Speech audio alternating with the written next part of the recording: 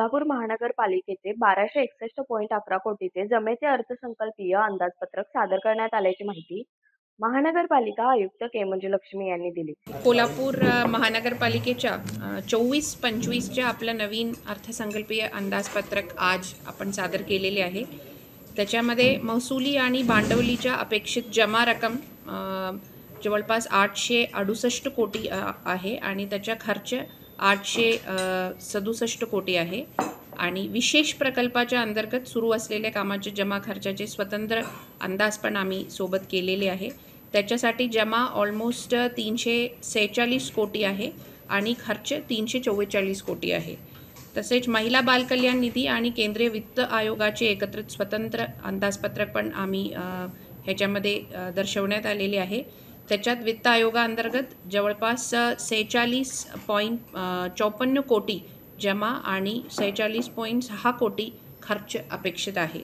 असा एकंदरीत एकूण महसुली, भांडवली आणि विशेष प्रकल्प आणि वित्त आयोग सगळे मिळून 1261 कोटीचे टोटल आपला अर्थसंकल्पीय अंदाज आज सादर करण्यात आलेले आहे.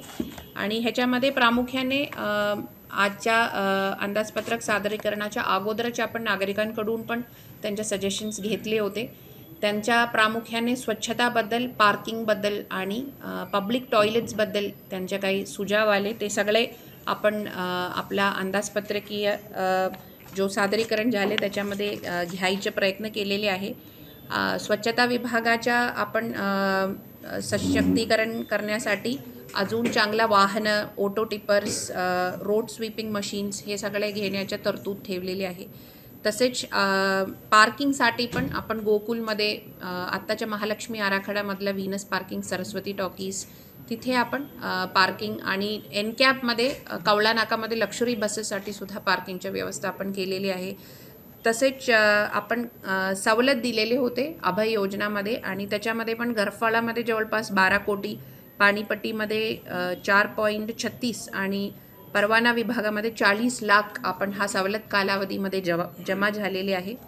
आणि महानगरपालिकेच्या पण उत्पन्न वाढीसाठी हा उपयुक्त झालेले आहे. TPमध्ये पण अजून आपल्याला 1 महिन्यामध्ये जास्त रेव्हेन्यू होण्याच्या अपेक्षा आहे. आणि महाराणा प्रताप शाळामध्ये महानगरपालिकेच्या वतीने आपण 1 कोटीच्या एक कमर्शियल कॉम्प्लेक्स बांधण्यासाठी पण त्यांच्या टेंडर्स आपण फ्लोट केलेले आहे. दिव्यांग भवन आणि एक सेन्सरी गार्डन हा दिव्यांग व्यक्तीसाठी आपण त्याच्यासाठी निधी ठेवलेली आहे. तसेच KMTमध्ये ऑलमोस्ट 100 आपला इलेक्ट्रिक बसेस ह्या वर्षी PME बस सेवामध्ये प्राप्त होणार आहे. तर त्याच्यासाठी पण आपण महानगरपालिकेच्या शेअर्स पण ठेवलेले आहे. आणि काही ठिकाणी आता अमृत 2 असो या PME बस आहे आणि 100 कोटी आहे. त्याच्यामध्ये आम्हाला कर्ज पण थोडा प्रमाणात घ्यायचं आपल्याला लागणार आहे. त्यांच्या पण आपण नियोजन केलेले आहे.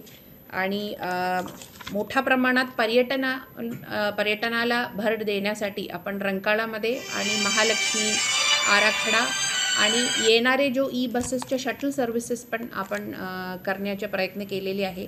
एनकॅपमधून भेटलेले निधीतून आपण अजून शहराच्या 3-4 ठिकाणी ग्रीन स्पेसेस आणि पार्किंग आणि ऑटो टिपर्स, एक गॅस दाहिनी ह्याच्या सगळ्यांच्या पण आपण तरतूद केलेली आहे.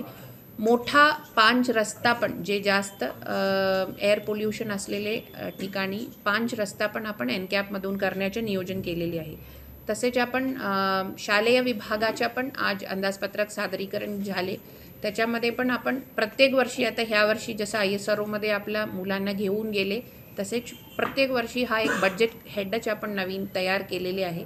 KMTमध्ये पण हा अगोदर सांगितल्याप्रमाणे बसेसचे फ्लीट वाढवून आपला रेव्हेन्यू वाढण्याच्या आपला नियोजन असणार आहे. यावेळी अतिरिक्त आयुक्त रविकांत अडसूळ यांच्यासह विविध विभागांचे अधिकारी उपस्थित होते.